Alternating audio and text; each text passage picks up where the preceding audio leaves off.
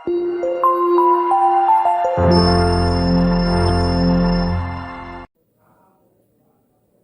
रचनाकार समूह में हमारे दर्शकों का स्वागत है।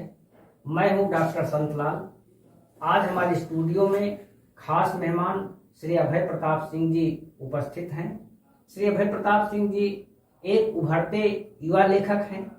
इनकी रचनाएं पत्र पत्रिकाओं में प्रकाशित होती रहती हैं। अब तक इनकी 2 पुस्तकें प्रकाश में आ चुकी हैं। आज हम इनसे बातचीत करें। अभय प्रताप सिंह जी, आप हमें यह बताएं कि लेखन की ओर आपका रुझान कैसे हुआ? सर, आपने बहुत ही पेचीदा क्वेश्चन पूछे, क्योंकि इसका सवाल आज तक मैं कभी जवाब नहीं दिया था। बहुत लोग पूछे मुझसे कि कब शुरुआत की हो, तो मैं जवाब नहीं दूं, लेकिन आज यहाँ हिंदी रचनाकार के माध्यम से बताना चाहूँगा कि मैं अपनी लेखनी की शुरुआत जो है 2015 में पहली बार शुरू किया था। तो वो एक क्रिटिकल सिचुएशन मेरे लिए क्रिएट हुआ था। वहाँ पे एक विधायक जी आने वाले थे, वो आए, मैं भी रटा के गया था मोटिवेशनल स्पीचेस देख के, और वहाँ ऑटोमेटिकली मैं ब्लैंक हो गया, पूरा दिमाग ही खाली हो गया, सब कुछ भूल गया। तो बहुत सारे लोग मुझे गाली वाली भी दिए कि वो आके यहाँ इंसल्ट करा के गया, ये वो। तो जो गांव की भाषाएं होती हैं सारी यूज हुई।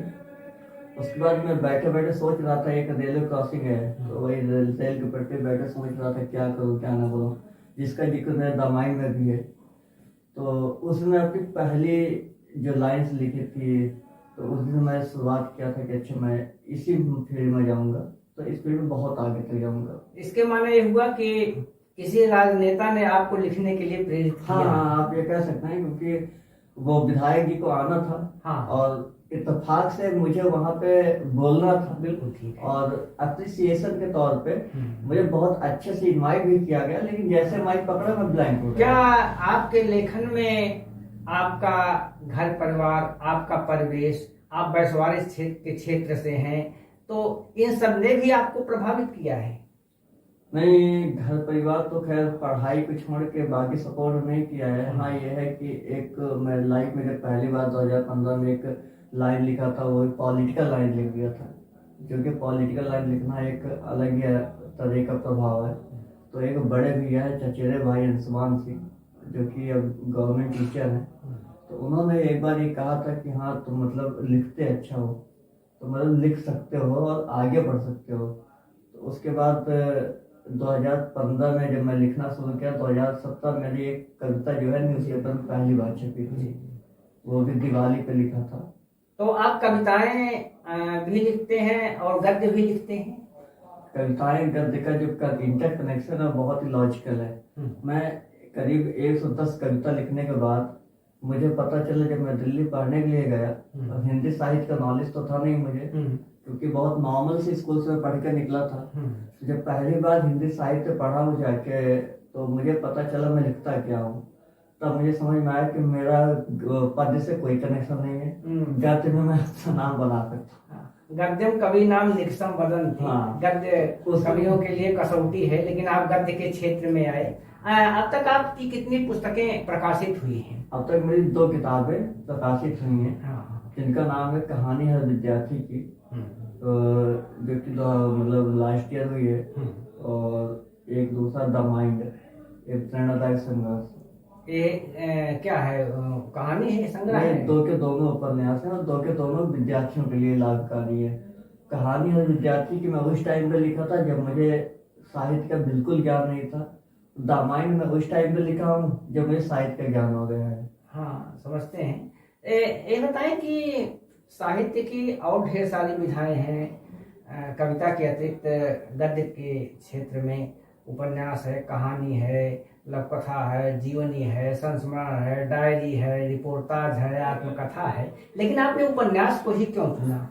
उपन्यास को इसलिए चुना क्योंकि मुझे लगता है, जैसे मैं कविताएं लिख रहा था पहले, तो मुझे 5 मिनट दे दो तो मैं किसी भी व्यक्ति के बारे में लिख सकता हूँ, या आप कुछ भी दे दो तो मैं लिख दूंगा उस टॉपिक पे।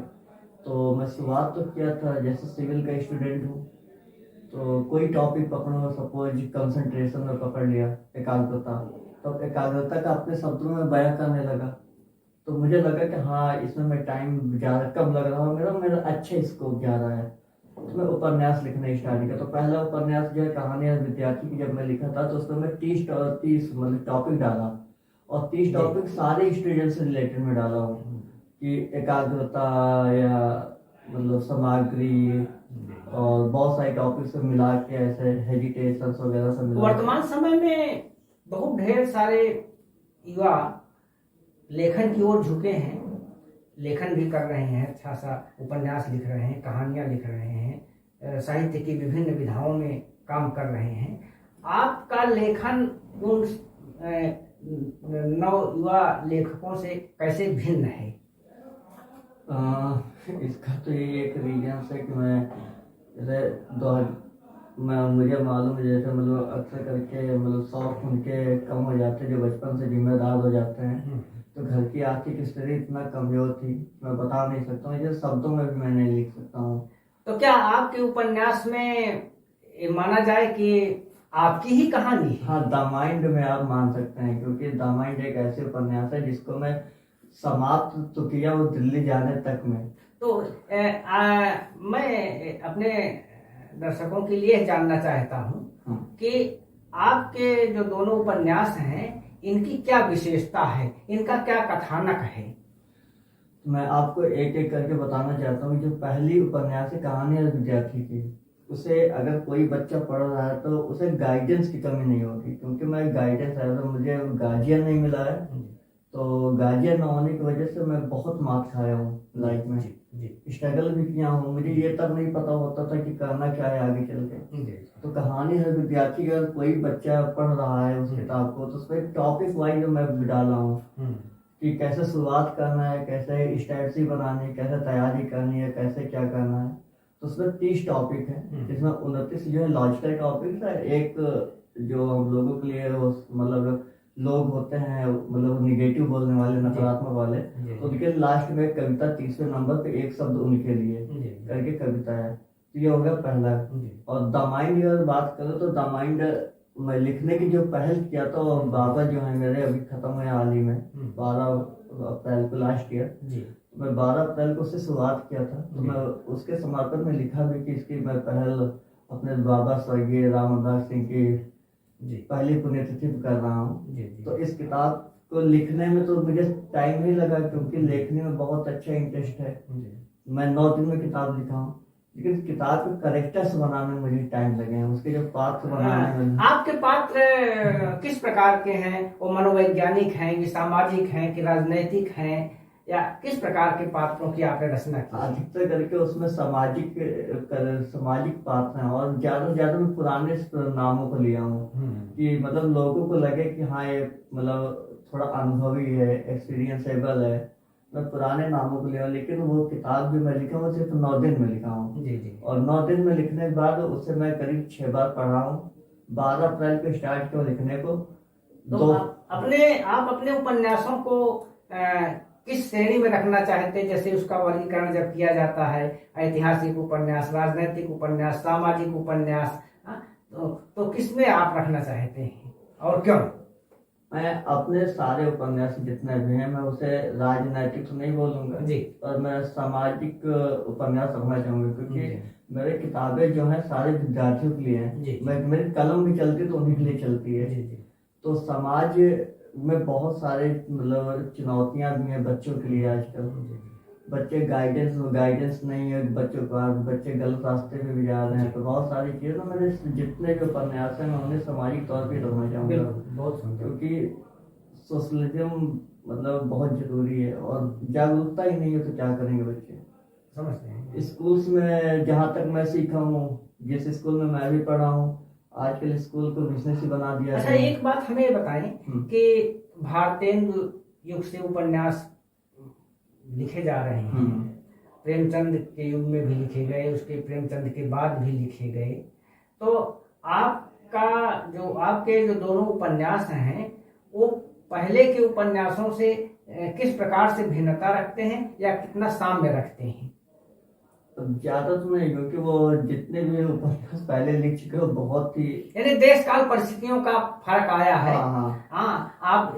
आपको देश काल परिस्थितियों ने प्रभावित किया है। जो आजकल आप देख रहे हैं आपके उपन्यासों में वो चीजें उपस्थित हुई हैं, वो जैसे चीजें आई हैं। जैसे मैं गोदान पढ़ा हूँ हाँ हाँ अपने नॉलेज में, जी तो मैं सिविल का स्टूडेंट हूँ, तो हिंदी साहित्य मेरा वैकल्पिक विषय है। जी मैं गोदान पढ़ा हूँ, तो गोदान में बहुत सारी चीज़ों को मैं सीखा हूँ पढ़ने के बाद। लास्ट ईयर अभी पिछले साल पढ़ा था।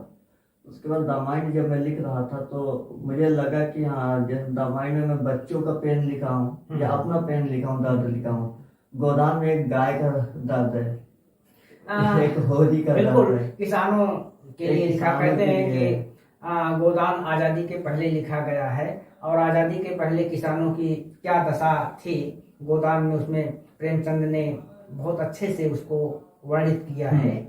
हम आपसे जानना चाहते हैं कि गोदान तो उस समय की बात थी जब लिखा गया था, उस समय किसानों की समस्या थी, गाय की समस्या थी, जमींदारों की समस्या थी, तो गोदान की प्रासंगिकता उस समय बहुत अधिक थी। आज के समय में गोदान की क्या प्रासंगिकता है, जबकि किसानों के लिए जो है उसके किसान निधि उसके खाते में आ रही है, यांत्रिकी का, तकनीक का इतना विकास हो गया, उसके पास ट्रैक्टर आ गया है, खेत काटने की मशीन आ गई है। हाँ, तो गोदान की प्रासंगिकता को आप इस आज के संदर्भ में कैसे आंकते हैं? क्यों न गोदान को खारिज कर दिया जाए? खारिज करने का तो कोई सवाल नहीं उठेगा, क्योंकि जहाँ तक मेरा मानना है, अभी तक कम से कम 50% बच्चे जो हैं जी उनको अभी भी खेती और किसानी का कोई मतलब नहीं पता है। हाँ यहाँ तक नहीं पता कि कौन सी फसल कब कटेगी और कब बोएगी, और तो किसानों को दर्द भी नहीं मालूम है, तो कम से कम गोदान पढ़ के एक बार उनका दर्द तो पता चलेगा उनको। यानी आप ये कहना चाहते हैं कि उस समय के किसानों का क्या दर्द था, हाँ, उसको समझना चाहिए आज की पीढ़ी को। आज की पीढ़ी को समझना है, जिनको खेती से किसानी से दूर दूर तक कोई रिश्ता नहीं है। हाँ क्योंकि उनको टाइम पे सारा चीज मिल रहा है। आज के जो बच्चे हैं वो खेती किसानी और धान गेहूं और या मक्का छोड़ के सोशल मीडिया पे आ चुके हैं, आईपैड, टैबलेट, मैकबुक और यही सब चल रहा है।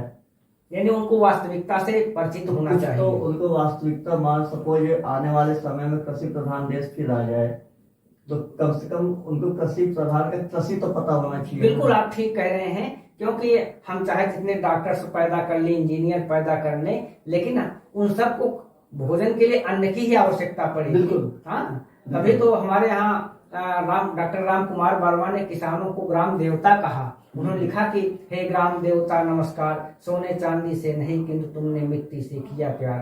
तो ऐसा लिख करके उन्होंने किसानों के प्रति बड़ा सम्मान व्यक्त किया। और जहां तक मैं समझता हूँ गोदान की खारिज होने की बात है, तो गोदान में जो समस्याएं प्रेमचंद ने उस समय उठाई थी, किसानों की समस्या, वो समस्या आज भी है। किसान उस समय भी आत्महत्या कर रहा था, किसान आज भी आत्महत्या कर रहा है। किसान उस समय सेठ साहूकारों से कर्ज लेता था, आज बैंकों से कर्ज ले रहा है। तो बिल्कुल आपकी बात सही है कि बदलाव कुछ भी नहीं हुआ है, बदलाव बहुत कुछ नहीं हुआ है। समय का अपडेट हो गया, सिस्टम जो है अपडेट हो गया है। आपका प्रिय उपन्यासकार कौन है? जैसे मैं गोदान में प्रेमचंद को पढ़ा हूँ, तो प्रेमचंद को इसलिए भी मैं मानता हूँ क्योंकि उनकी बहुत सारी कहानियां जो हैं बहुत मतलब लॉजिकल हैं। लाइक बूढ़ी काकी और हामिद का बहुत सारी स्टोरीज मैं पढ़ा। प्रेम मंजूषा में उनका पूरा एक, जैसे यूपीएससी का जो ऑप्शनल है वैकल्पिक विषय, उनमें एक प्रेम मंजूषा भी है। तो इसमें प्रेमचंद की सारी कहानियां आ गई हैं, लगभग करके सारी तो नहीं, फिर भी 10 से 12 में भी वहाँ पे है। तो मैं प्रेमचंद को मानता हूँ ज्यादा। आगे आपकी क्या योजना है? आगे यही योजना है कि सपोज जैसे अब मैं एक किताब द माइंड जो है लिख चुका हूँ, तो प्रयास करूंगा कि टाइम निकाल के लिखता रहूंगा। मैं लिखता हूँ तो अपने आप को खुश रखने के लिए लिखता हूँ, क्योंकि कोई किसी को खुश देखना नहीं चाह रहा है। अच्छा, स्वांतः सुखा है। हाँ, जैसे मेरे में और लोगों में थोड़ा बहुत अंतर है, ज्यादा नहीं है। लोग खुश रहते हैं, मैं नहीं रहता हूँ। मैं अपने आप को दिखावा ही करता रहता हूँ। लोग अप्रिसिएशन, लोग प्रशंसा चाहते हैं। अगर उनकी आप तारीफ नहीं कर रहे हो तो उनको लगता है कि आप गलत हो। अभी आपने 2 उपन्यास प्रकाशित कराए। आजकल एक बड़ी समस्या है कि जब कुछ लिखा जाता है तो उसके प्रकाशन की समस्या है कि कैसे प्रकाशित कराएं। प्रकाशक के बारे में भी तरह तरह की धारणाएं लेखकों के मन में बनी हुई हैं। तमाम कठिनाइयां प्रकाशन के क्षेत्र में हैं लेखकों की। तो क्या आपको इन कठिनाइयों से कभी रूबरू होना पड़ा है? मैं इस चीज़ को मैं बताना चाहूँगा। जैसे मेरी पहली किताब भी बुक रिवर्स प्रकाशन लखनऊ वरुण मिश्र प्रकाशित किए हैं। जब मेरी उनकी पहली नाइट में बात थी करीब 10 बजे रात में, तो मैं उनसे पूछा तो मुझे बजट बता दी कि हाँ इतना पैसा लगेगा, ये मैं इतने में इतना किताब मैं तुमको दूंगा। लेकिन रात में 11 बजे मैं उनको मैसेज कर दिया, दिल्ली में ही था, मैं मैसेज कर दिया तो वो समझ गए थे कि पैसा नहीं दे पाएगा। तो वो क्या किए, वो किताब को छाप दिए, कहे मैं तुम्हारी किताब को छापूंगा। तो कहानी है विद्यार्थी को छापे। हालांकि मैं लास्ट में उनका जो पैसा था मैं भेज दिया, लेकिन मुझसे बहुत ज़्यादा भी नहीं लिए हैं, तो जो भी अमाउंट था मैं उनको दे दिया। दूसरी किताब उनको पता है कि आर्थिक स्थिति मेरी सही नहीं है, तो वरुण मिश्रा जो है इस किताब को भी एज ए ट्रेडिशन छाप दिए हैं। इसमें से मुझसे 1 रुपया नहीं मांगे हैं, ना मैं उनको आज तक दे पाया हूँ। तो आपका तो अनुभव बड़ा अच्छा रहा प्रकाशक के साथ। हाँ, अच्छा इसलिए भी रहा क्योंकि तो आजकल सभी लोग जैसे फ्रीडम ऑफ स्पीच आर्टिकल 19, तो अगर आपके पास बोलने का लहजा ही नहीं है तो आप किसी से क्या ही बात करोगे। जी। तो कम से कम अपने आप को काबू में रखो, अपने शब्दों को काबू में रखो। सपोज मैं आपसे बात कर रहा हूँ, आजकल ये भी जो युवा लेखक है वो कहते हैं कि जो पुराने लेखक हैं, पुराने उपन्यासकार हैं या पुराने लेखक हैं, वह नए को प्रतिस्थापित नहीं होने देना चाहते हैं। इस संबंध में आपके हम विचार जानना चाहते हैं। मुझे नहीं लगा ऐसा कुछ भी नहीं, क्योंकि मुझे जैसे अभी तक नॉलेज ही नहीं था साहित्य का। अब हाल ही में मैं आया हूँ, हाल ही में मुझे मुंशी प्रेमचंद स्मृति पुरस्कार से नवाजा गया, उभरते लेखक पुरस्कार से नवाजा गया। तो मैं हाल ही में अब तो मैं सोशल मीडिया में देखता हूँ तो लोग हजारों पब्लिकेशंस खुल चुकी हैं जी। हर एक कोई 2000 में प्रकाशित कर रहा है तो कोई 10,000 में प्रकाशित कर रहा है। आप अपनी किताब को कहीं से प्रकाशित करवा सकते हैं, लेकिन यह एक भरोसा होना चाहिए। आजकल एक और बात सामने आ रही है कि हिंदी में लेखक तो बहुत बढ़े हैं, लेकिन पाठकों की संख्या कम हुई है। तो जब पाठक ही नहीं होंगे, उनको कोई पढ़ने वाला ही नहीं होगा, तो आपके लेखन का क्या फायदा होगा, आपका उद्देश्य पूरा कैसे होगा? अधिकतर अगर मैं इसमें बात करूं तो मुझे लगता है ज्यादा से ज्यादा जो सीनियर सिटीजन्स हैं वही किताबें पढ़ रहे हैं, और यूथ जो है उसके पास पढ़ने को टाइम नहीं है, तो लिखना तो चाहेगा ही नहीं। अभी यंग लेखक बहुत कम निकल रहे हैं। मैं अपनी पहली किताब 22 साल की उम्र में लिखा हूँ, जो कि बिल्कुल परे था मेरी लाइफ से भी, मेरे सिचुएशन से भी, जो मेरा कंडीशन था उससे बिल्कुल परे था। तो जो यूथ है, यूथ में आपको पहले ही बता चुका हूँ कि यूथ जो है आजकल कम्युनिकेशन फोर्स है, आईपैड वगैरह में, मैकबुक में पड़ी है, तो उसे कोई कुछ भी चाहिए, अगर उसे कुछ जानना है तो लिखे करना, एक कैलकुलेशन करना है ना, तो उसे वो कैलकुलेट खुद से नहीं करेगा, वो कैलकुलेटर की यूज कर रहा है। तो हम लोग जो है, जो यूथ है, वो पूरा सोशल सिस्टम जितना है ना इलेक्ट्रॉनिक डिवाइस से ऐड हो चुका है, उसे किताब पढ़ने को समय नहीं मिल पा रहा है। और जबकि किताब एक ऐसी चीज है जो कहते हैं ना कि किताब साबुन में कार्य करती है। अच्छा, ये बताएं कि सर कि हिंदी में आप लिखते हैं और इस देश में हिंदी की अवस्था से आप भी परिचित होंगे, क्या स्थिति है हिंदी की। तो हम लोग, आप लोग हिंदी को राष्ट्रभाषा के रूप में कैसे आगे बढ़ाना चाहेंगे, या हिंदी का प्रचार प्रसार करने के लिए कुछ क्या करना चाहते हैं? तो सर जैसे मैं अपनी खुद की ओपिनियन दूं, क्योंकि मैं एग्जाम्पल से बाहर से नहीं लेता हूँ, अधिकतर खुद ही से लेता हूँ। तो मैं खुद की ओपिनियन दूं तो मैं अमेरिकन लैंग्वेज भी पढ़ा हूँ, फॉरेन भी पढ़ा हूँ, और बोलना भी जानता हूँ, लिखना भी जानता हूँ। उसके बावजूद मुझे हिंदी साहित्य का बिल्कुल ज्ञान नहीं था। फिर भी मैं हिंदी साहित्य की जब पहली कहानी और विद्यार्थी की लिखा हूँ, तो उसमें आप जेंडर मिस्टेक पा सकते हो तो चार जगह, और द माइंड में नहीं पा सकते हो, क्योंकि द माइंड के बीच में जो कहानी और विद्यार्थी की थी, उसके बीच का जो ऑप्शन गैप था, उसमें हिंदी साहित्य का ज्ञान ले चुका था। तो द माइंड उसके बाद लिखा हूँ। अच्छा, ये द माइंड एक प्रेरणादायक संघर्ष है, इस उपन्यास को हमने भी पढ़ा हुआ है। मैंने देखा कि आपने उसमें बैसवारी बोली का प्रयोग किया है, जो हमारी स्थानीय भाषा है। तो ये बैसवारी बोली के प्रति आपका प्रेम कैसे जाग गया? बैसवारी बोली, जैसे हम लोग अपनी भाषाओं को तो नहीं भूल सकते हैं, सपोज जैसे आप उस किताब को पढ़ो तो उस किताब में आपको कई भाषाएं मिली होंगी। जी। जैसे ये प्रतापगढ़ी, पुरवही, हाँ। बैसवारी, खड़ी बोली, इंग्लिश इंग्लिश का भी उसमें प्रयोग है। जी जी। तो जब मैं किताब लिख रहा था तो दिल्ली में था, मैं एंजाइटी से बिल्कुल परेशान था। जैसे मेरे घर से भी कोई फोन करे तो वो ये नहीं पूछना कैसे हो कैसे नहीं हो, ये पूछना पेपर इस बार निकल जाएगा तुम्हारा। या मतलब जो प्रेशर होता ना बच्चों को दिया जाता है पेरेंट्स की तरफ से या रिलेटिव्स की तरफ से, ये प्रेशर बहुत मतलब भयानक होता है। तो मैं एंजाइटी से जूझ रहा था, तो मैं सोच रहा था इस टाइम पे लिखूं क्या। तो जब मैं लिखता हूँ तो मैं खुश रहता हूँ। तो मैं क्या सोचा कि मैं द माइंड लिखता हूँ। अब द माइंड लिखने से पहले मुझे तो ये पता है कि हाँ लिखना क्या है, लेकिन ये नहीं पता कि अब टाइटल क्या लिखना है। तो टाइटल ढूंढना मुझे टाइम लगा फिर, लेकिन मैं द माइंड को किसी तरह लिखा। आप आईएएस की तैयारी कर रहे हैं, सिविल की तैयारी कर रहे हैं, और वहां पर भी अंग्रेजी का ही वर्चस्व है। विद्यार्थियों का ये मानना है कि हिंदी माध्यम के विद्यार्थी या हिंदी पढ़ने वाले विद्यार्थी आईएएस में सफल नहीं हो सकते हैं, और आपने हिंदी माध्यम को ही आईएएस में चुना है और एक विषय के रूप में हिंदी को चुना है। तो आप क्या संदेश देना चाहते हैं इससे? ऐसा फिलहाल कुछ है नहीं, मतलब हाँ ये थोड़े बहुत धारणा जो है वो बन चुकी हैं, क्योंकि दरअसल इंग्लिश से हिंदी हमारी टफ है। तो हिंदी सबके बस की बात नहीं है। जैसे मेरा जीएस जो है मैं इंग्लिश मीडियम से हूँ, और ऑप्शनल मेरा जो है वैकल्पिक विषय जो है हिंदी साहित्य है।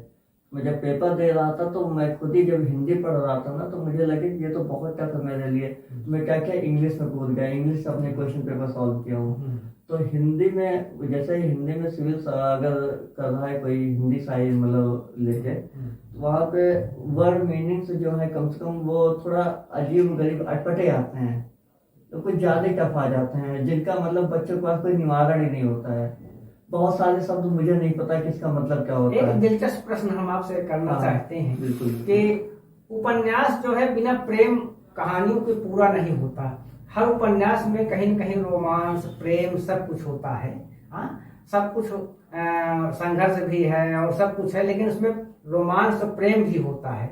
मैंने देखा है कि आपके उपन्यास में रोमांस नहीं है, प्रेम नहीं है।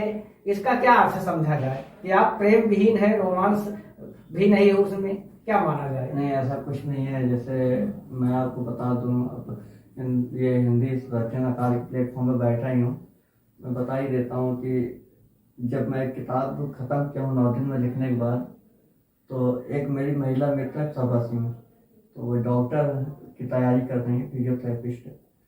तो मैं उनको भेजा, जबकि लड़कियों के अंदर एक अलग गलत फहमी होती है, वो कभी भी किसी किताब को पूरा नहीं पढ़ती है। तो लेकिन तो वो इस नावल को जब पूरा पढ़ी और 2 बार पढ़ी ना, तो मुझे लगा कि अच्छा इस किताब में कुछ मतलब है।